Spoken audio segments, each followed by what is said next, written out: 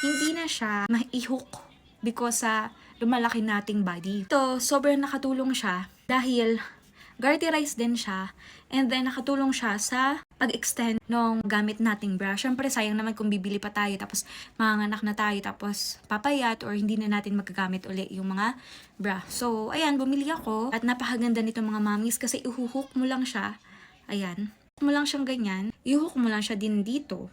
So, ganyan yung kalalabasan niya.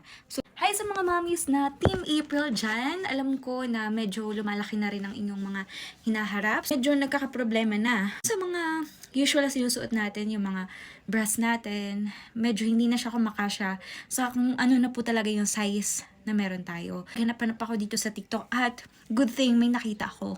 At yun ang gusto ko i-share sa inyong mga mommies. So, ito po yung nakita ko. Siya, alam niyo yung merong sa hook.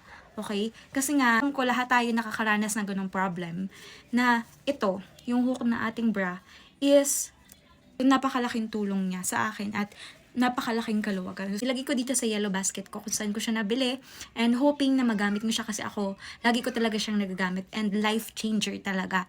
Okay, so yun lang mga mommies. Sa next video ko, mag-share ako ng marami, and also the nestings, i-share ko din sa inyo. So, good luck and God bless!